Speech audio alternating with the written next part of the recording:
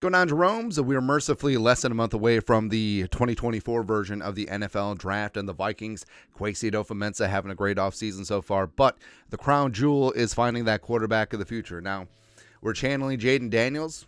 We should get like a LSU hoodie or something, as well as Drake Maye, as well as we got a McCarthy Michigan hat around here somewhere, right? But the Vikings finding the quarterback of the future is priority one. Matt Miller, who does fantastic work over at ESPN, released his first 7-round mock draft, all 257 picks. It's fantastic. Or, hey, the NFL's a copycat league, so everyone's going to try and find a 5th-round wide receiver that breaks all the rookie receiving records, and as well as, hey, pick 257. Just take a quarterback, and he'll be good. Take it to a Super Bowl appearance. So, Sam Hartman, buckle up, buddy. But the Vikings, making some moves and finding some grooves, and they trade up in the first round. So here's what they do. Projected mock trade, Minnesota moves up for a quarterback. So the Vikings trade up to 3 with the Patriots. The Vikings made an early move to acquire pick number 23 in the draft from the Texans, and it will allow the front office to aggressively come up the board from number 11 for a top 3 quarterback. I have Minnesota sending 11-23 as well as a 2025 first rounder to New England for number 3 overall pick, and that's probably what it's going to cost. That's probably what's going to cost to be the boss in this spot. Yeah. The Vikings badly need a solution under center. The Patriots' hole here is less dire in the short term since they have a solid bridge option on the Rooster and Jacoby Brisket. The extra draft capital would allow for better roster building under exec Elliott Wolf and Coach Gerard Mayo as architects of the blah, blah, blah, blah, blah, blah, blah. So, Vikings at 3, Drake Maye. Maye is a big-armed, mobile, and is a big-armed and Maye is a big-armed and mobile. Okay, I think the word quarterback is supposed to be there. With the tools to thrive under Coach Kevin O'Connell. With the star left tackle and Christian Darrisaw, arguably the league's best receiver, and Justin Jefferson, arguably, get the hell out of here, and a very good wide receiver too. Oh, that's what he is. Just very good wide receivers on both sides. In second-year player Jordan Addison, the Vikings' offensive supporting cast is perfect for a rookie quarterback. Maye is raw, and in many situations, it may be best for him to sit and learn for a year, but the Minnesota structure could get him on the field early. He has thrown for 7,929 yards and 62 touchdown passes over the past 2 seasons. And yes, Drake Maye, North Carolina, come on and raise up. No, he's not Mitchell Trubisky-Ponder just because he went to UNC and also wore number 10. It's ridiculous. 2 completely different quarterbacks. Trubisky-Ponder can't even carry who are we talking about? Drake Maye's jock in terms of arm strength. So get the hell out of here. And yeah, stats are big. If he was able to declare after his sophomore season, he probably would have been the number 1 overall pick. I mean, that same situation as Caleb Williams, and also same situation as Caleb Williams, 2023. Stats took a step back. Team success took a step back. The team simply got less talented. That's what happened in Chapel Hill. But he and Mac Brown did what they could. And, of course, yes, the connection is Drake Maye. Was in high school. Josh McCown was his high school coach and all that stuff. So, I mean, that's what it comes down to, where he's got a big arm. He's accurate at 3 levels. He's got mobility. He's put up big numbers. He has that clutch gene. He does not give an F. Like, he does have huevos, and maybe you do have to rein in that gunslinger mentality a little bit. And also, the inside track is McCown has coached him before. And now, this is big because you know how that kid is with his teammates. You know how he is in the locker room. You know if he's coachable or not. So, and yes, I mean, people do change over 3-4 years for sure. But having that insight is extremely valuable with McCown. So, Drake Maye, better learn Minnesotan, buddy. That's right. You are the next Minnesota Viking. Now, the rest of the way, people are quite upset, and rightfully so, because if you notice from the picks that Miller gives the Vikings, there's not a single defensive interior, so there's not a defensive tackle. There is 2 edge rushers, sure, but also there's 0 goose egg D'Angelo Russell offensive lineman. So we do not have the meats. All right, but running through the picks, Miles Harden at the top of the 4th round. So the Vikings, by trading up 11-23, they only have 1 selection, day 1, day 2. Day 2 for the Vikings, the draft coverage.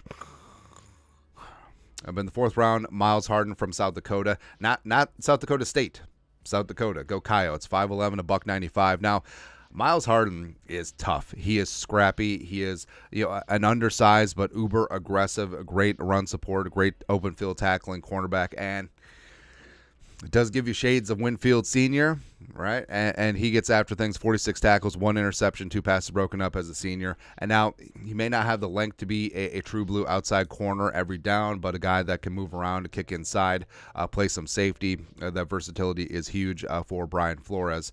Also in the 4th round, edge rusher Javonte Jean-Baptiste from Notre Dame, 6'4", 239. Now, Jean-Baptiste was originally at the Ohio State, transferred his final season in Notre Dame. It's like these guys are just like hitting up all these schools like passport stamps. It's kind of great. I want to see the trifecta. I want to see someone who is a high NFL draft pick, but 3 different blue chip schools, freshman, sophomore, junior seasons. Just great. 4.6, 640, 9.13 RAS, 38 pressures, 5 sacks. His lone year in South Bend. Now, he's a developmental project, right? So he's definitely has the length on the edge. Not really a power player as of yet. Does need to add to the pass rush repertoire, but good first step and good bend. And I probably put him as a slightly more athletic Andre Carter II. That's why he's going in the 4th round in this spot. But a guy certainly that has some upside. And also I've been thinking about this. I mean, the Vikings have done relatively well with edge rushes in the middle round. So Brian Robinson was a physical freak 4th round pick out of Texas. Everson Griffin was a physical freak 4th round pick out of USC. Danielle Hunter was a physical freak 3rd round pick out of LSU. Sometimes it works out. Into the 5th round, 2 picks there. Isaac Guerrero, the running back from Louisville. So 6 foot 221. He does pack a punch. Stupid former Badger. Like he was Braylon Allen's backup for a while, but don't hold that against him. But his 1 year in Louisville, 810 yards on the ground, 11 touchdowns, 6.1 yards per carry. Also 4.11 yards per carry after a contact, which is pretty damn good. And he absolutely destroyed the combine, a 4.3340 as well as a 9.99 RAS, which is good. It's pretty good. He is a elite size speed combo, and I think that he would be a great addition to the backfield because he brings a little bit something else in terms of short yardage and goal line power to complement Ty Chandler and Aaron Jones. Also in the 5th round, Maye Pritchett, cornerback out of Auburn, 6 foot, $190. And now the Vikings and Durante Jones were at the Auburn Pro Day, getting a good look at. They have several DBs that could be in that day 3 mix, but a 74.5 PFF coverage grade last year. 58.8 quarterback rating when thrown at, 4.3640, a 9.25 RAS, long, lengthy, solid in zone, good at using his hands and arms in press man. Hips are a little bit stiff. Comps to a diet Trey Waynes have been out there and applicable given the long speed as well as hip tightness. So we'll see. Also in the 6th round, a wide receiver, Jaquan Jackson. So I feel like with Jackson, Anthony Gould, Taj Washington, I'm looking for that undersized one speed all gas wide receiver to pair with Addison and Jefferson. And Jaquan Jackson is that another JJ. Again, hey, Drake May, kick rocks. We'll take JJ McCarthy. So JJ thrown to JJ Justin Jefferson as well as Jaquan Jackson, JJ. Why not? But he's 5'9", $188, 26 catches, 429, and 5 touchdowns last year, 4.40, and like we said, undersized guy who's just straight gas, straight heat, and that's what he will bring to the table. Also, he's a very solid and capable punt returner as well as kick returner, 94 combined kicks for the Green Wave. And I mean, Jackson, you could say he's limited in his route tree, sure, but that's not what he's going to be asked to do. Again, focus on what a player can do and what they can do specifically for your team as opposed to what they can't do. Into the 7th round, so 2 picks, 230 wide receiver, Marcus Rosemy-Jack Saint out of Georgia. So much less heralded than Ladd McConkey, but 6'1", very strongly built, $195.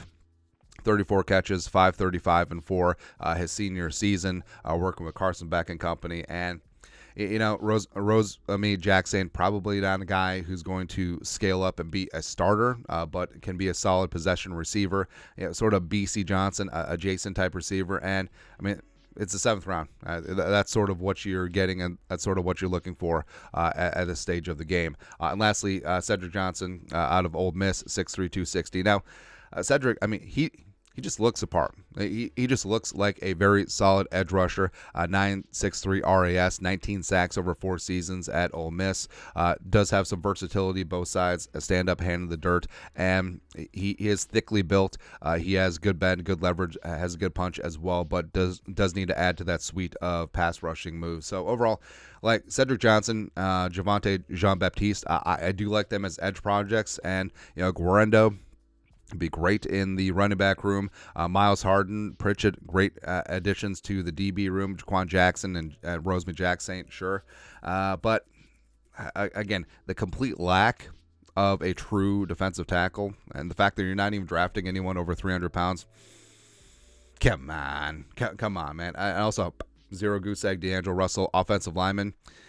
I don't know. Like, we need to get back to having the meets. And, of course, you could nitpick every single selection and be like, oh, should have taken that guy, sure. But I feel like given the Vikings 2 4s, 2 5s, and 2 7s, 7 total selections on day 3, there is a plethora of needs as this defensive tackle class is relatively deep, as well as the Vikings can find, especially an interior offensive line project at some point during day 3, even if they do move heaven and earth and get up and get their guy. But the main part is Drake Maye. Welcome to Minnesota, baby. That's right. But your thoughts are thoughts. ESPN's Matt Miller's 7th-round mock draft. The Vikings get their quarterback of the future, and then don't address the trenches. Either of them. Let us know your thoughts and our thoughts in the comment section below. Subscribe for daily Vikings takes. Want to support the work? Put a little something in the Venmo. But to next time, Skull Production Value.